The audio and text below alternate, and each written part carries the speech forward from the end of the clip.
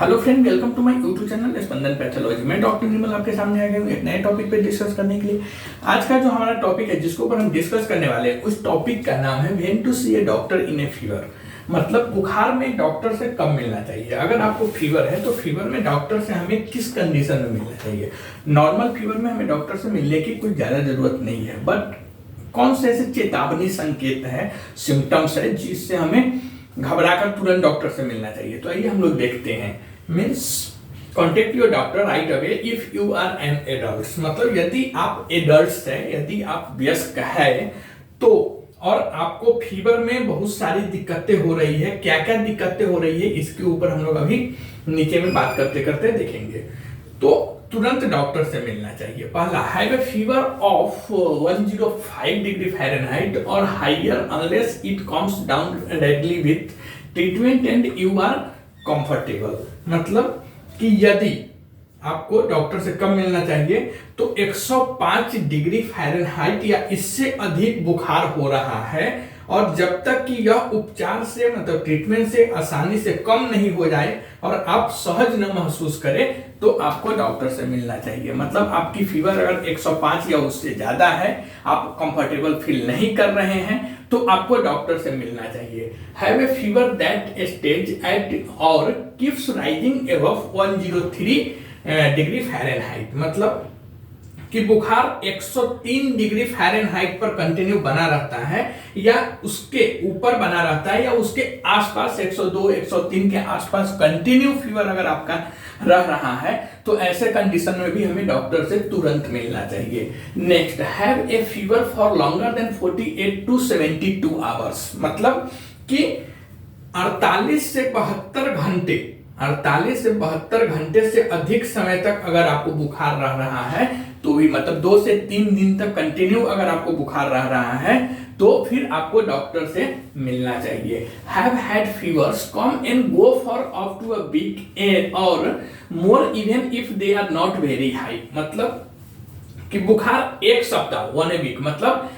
बुखार एक सप्ताह या उससे अधिक समय तक आता जाता रहता है, कभी कम जाता है कभी ज्यादा हो जाता है। तो ऐसे कंडीशन में चाहे वो भले बहुत ज्यादा बुखार हो या ना हो, लेकिन आपको उस कंडीशन में डॉक्टर से मिलना चाहिए। Have a serious medical illness such as heart problem, sickle cell anaemia, diabetes, cystic fibrosis,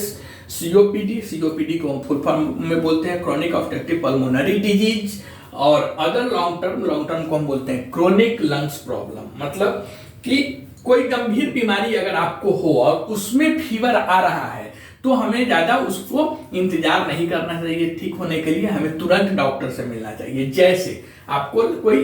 chronic बीमारी है, मतलब कोई गंभीर बीमारी है, पुरानी बीमारी है, जैसे आपको हार्ट प्रॉब्लम मतलब हृदय की समस्या है, उसके बाद सिकल सेल एनीमिया अगर आपको है, या फिर डायबिटीज है, मधुमेह है, सिस्टिक फाइब्रोसिस है,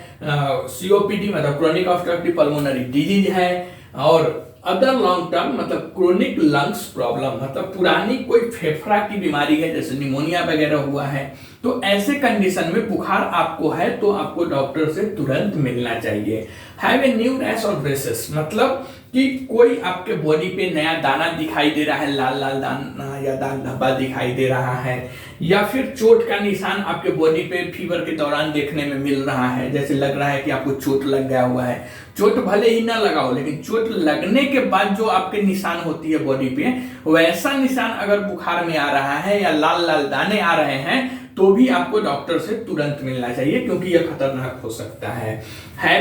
पेन विथ यूरिनेशन, पेशाब करने में अगर आपको जलन हो रही है, पेशाब करने में दर्द हो रही है तो ऐसे कंडीशन में भी डॉक्टर से तुरंत मिलना चाहिए। Have a weakened immune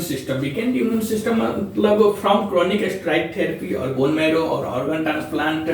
spleen removal, HIV AIDS और कैंसर ट्रीटमेंट। मतलब कमजोर प्रतिरक्षा प्रणाली, जिनकी ऐसे इंसान जिसका जो इम्यून सिस्टम है वह कमजोर है, कमजोर प्रतिरक्षा प्रणाली अगर है, या फिर दीर्घकालिक मतलब लॉन्ग टर्म स्ट्राइड थेरेपी चल रहा है, क्रोनिक स्ट्राइड थेरेपी मतलब दीर्घकालिक स्ट्राइड थेरेपी चल रहा है, काफी दिनों से वो स्ट्राइड पे अगर उनका चालू है मेडिसिन, स्ट्राइड पे अगर वो है, या जिनको बोन मैरो के हिंदी में बोलते हैं अस्थि मज्जा, अगर उनका बोन मैरो ट्रांसप्लांट हुआ है, या फिर बॉडी के कोई ऑर्गन कोई पार्ट्स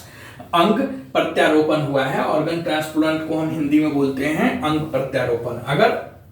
कोई अंग प्रत्यारोपण हुआ है मतलब ऑर्गन ट्रांसप्लांट हुआ है, या बोन मैरो मतलब अस्थि मज्जा ट्रांसप्लांट हुआ है, या स्प्लीन रिमूवल, स्प्लीन रिमूवल को हिंदी में हम बोलते हैं, स्प्लीन को बोलते हैं तिल्ली। अगर तिल्ली आपको हटाया गया है बॉडी से, या फिर HIV है, एड्स है, या कैंसर के ट्रीटमेंट है, तो इस सब कंडीशन में अगर आपको बुखार आती है तो डॉक्टर से हमें इमीडिएट तुरंत मतलब मिलना चाहिए, कांटेक्ट करना चाहिए। ओके। या फिर have recently travel to another country, मतलब कि यदि हाल ही में आप किसी दूसरे देश की यात्रा की है और फिर उसके बाद आपको फीवर आ रहा है, तो ऐसे केसेस में आपको डॉक्टर से मिलना चाहिए। डॉक्टर से कब मिलना चाहिए? बुखार में हमें कब टेंशन लेना चाहिए? बुखार में हमें डॉक्टर से कब मिलना चाहिए? तो देखिए, एडल्ट्स के लिए मतलब वयस्क के लिए कब मिलना चाहिए? तो 105 डिग्री फ़ारेनहाइट या इससे अधिक अगर आपको बुखार हो रहा है और यह बुखार उपचार करने के बाद आसानी से कम नहीं हो रहा है, या आप कंफर्टेबल नहीं फील कर रहे हैं, तो ऐसे कंडीशन में आपको डॉक्टर से मिलना चाहिए। दूसरा, नेक्स्ट पॉइंट आपको याद रखना है कि बुखार 103 डिग्री फ़ारेनहाइट पर बना रहता है, या इसके ऊपर या थोड़ा बहुत नीचे कंटिन्यू बना रहता है, तो भी आपको डॉक्टर से मिलना चाहिए। अगर आपकी बुखार 48 से 72 घंटे मतलब 48 to 72 आवर्स घंटे से अधिक समय तक आपको कंटिन्यू बुखार मतलब मेडिसिन खाने के बाद भी बुखार कम जाता है, फिर हो जाता है, और ऐसा अगर अप डाउन का जो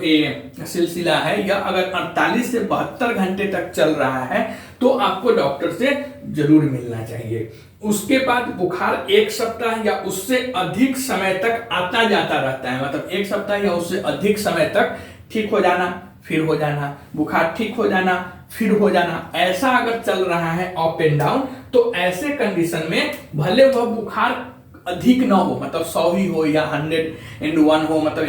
100 बुखार हो, फिर भी आपको डॉक्टर से मिलना चाहिए। उसके बाद अगर आपको कोई गंभीर बीमारी है, जैसे हार्ट की समस्या मतलब हृदय की समस्या है, हार्ट प्रॉब्लम है, या फिर आपको सिकल सेल एनीमिया हुआ है, या डायबिटीज के पेशेंट्स है, या सिस्टिक फाइब्रोसिस के पेशेंट हैं, या ऐसे पेशेंट जिन्हों क्रोनिक ऑब्स्ट्रक्टिव पल्मोनरी डिजीज है, या पुरानी कोई लंग्स की अस्थमा वगैरह जो होती है ऐसा, या टीबी वगैरह ऐसा मतलब लंग्स प्रॉब्लम है, तो ऐसे केसेस में बुखार होने के बाद आपको तुरंत डॉक्टर से मिलना चाहिए, ज्यादा इसमें इंतजार नहीं करना चाहिए। उसके बाद आपको ध्यान देना है आपके बॉडी पे अगर बुखार के दौरान, बुखार रहते में अगर लाल लाल दाने निकल जाते हैं, या फिर आपको चोट के निशान अगर बॉडी पे दिख रहा है, तो ऐसे कंडीशन में भी डॉक्टर से तुरंत कांटेक्ट करना चाहिए। आपको अगर पेशाब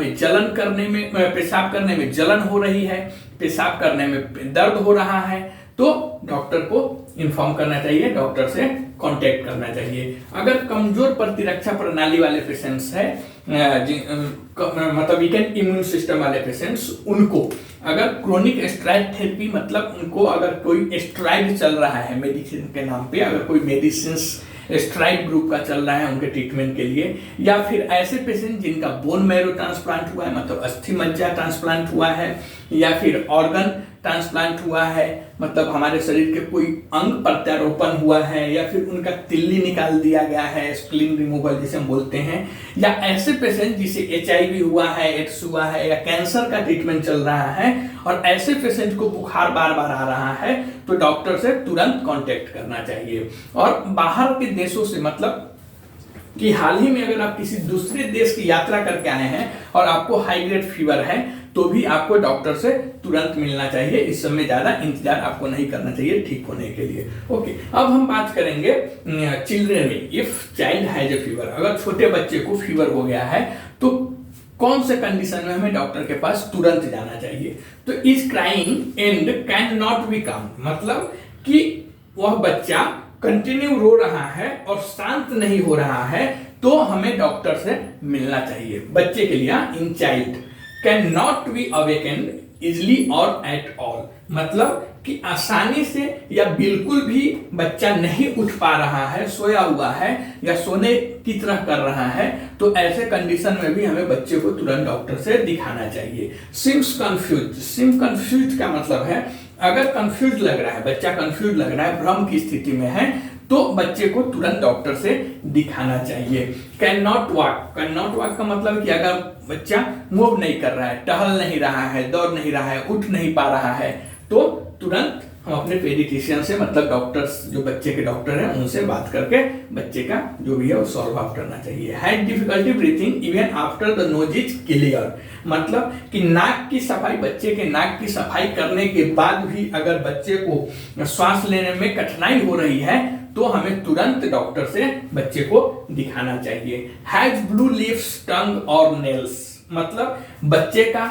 होठ, लिप्स या जीभ या फिर नाखून नीला पड़ गया है, तो तुरंत डॉक्टर से दिखाना चाहिए। या फिर बच्चे को has a very bad headache, बच्चे के सर दर्द कर रहा है, सिर में काफी दर्द हो रही है, पूरी तरह से दर्द हो रही है, तो हमें डॉक्टर से मिलना चाहिए। यह सब फीवर में होता है। फीवर में आपको यह सब अगर लक्षण दिखाई दे रहा है बच्चे में, या बच्चा कंप्लेन कर रहा है कि हमें बुखार के साथ साथ ऐसा दिखाई दे रहा है, ऐसा मतलब उसमें सिम्टम्स दिख रहा है, तो डॉक्टर से तुरंत मिलना चाहिए। Refuse to move an arm और लेग, रिफ्यूज टू मूव मतलब उनका गर्दन अकड़ गई है, has a very bad headache, या फिर has a stiff neck. Stiff neck का मतलब है अगर गर्दन अकड़ गई है बच्चे का, गले में दर्द हो रहा है, गर्दन में अकड़ जैसी दिख रही है, तो डॉक्टर से मिलना चाहिए। या फिर refuse to move an arm और लेग, मतलब हाथ या पैर हिलाने से मना कर रहा है, वह हाथ पैर नहीं हिला पा रहा है छोटा बच्चा, तो भी डॉक्टर को हमें एक बार दिखाना चाहिए। हैज ए सीजर का मतलब है कि अगर बच्चे को दौरा पड़ रहा है, जैसे मिर्गी का दौरा पड़ता है, वैसे ही बुखार का भी दौरा बच्चे में पड़ता है, तो अगर ऐसा कुछ कंडीशन होता है, तो यह सब जो कंडीशंस होता है, यह कंडीशंस काफी क्रिटिकल होता है। ऐसे कंडीशंस में हमें घर पे बच्चा को नहीं रखना चाहिए, तुरंत डॉक्टर के पास लेके जाना चाहिए, और डॉक्टर जो एडवाइस दे वैसा आपको ट्रीटमेंट लाइन फॉलो करना चाहिए। Okay, is 3 to 12 months old and has a fever of 102 degree Fahrenheit और हाइयर, मतलब 3 से 12 महीने का अगर बच्चा है, तो 3 से 12 महीने का बच्चा हो और उसे 102 डिग्री फ़ारेनहाइट या उससे अधिक बुखार हो, तो भी हमें डॉक्टर के पास जरूर जाना चाहिए। इज 2 years और youngers and has a fever that last longer than 24 to 48 hours, मतलब कि 2 वर्ष या उससे कम आयु के अगर बच्चा है, 2 वर्ष या उससे कम आयु के बच्चा है, उसे 24 से 48 घंटों से अधिक समय तक बुखार रहता है। अगर 2 साल या 2 साल से कम एज के बच्चे हैं, उम्र के बच्चे हैं, और उनको 102 डिग्री फ़ारेनहाइट बुखार 44 से 48 घंटा तक कंटिन्यू है, तो हमें तुरंत डॉक्टर से, बच्चे के डॉक्टर से एडवाइस लेना चाहिए। Has other symptoms that suggest an illness में need to be treated such sore throat, year एक और कफ, मतलब कि अन्य लक्षण में अगर हम बात करेंगे, तो अन्य लक्षण में जैसे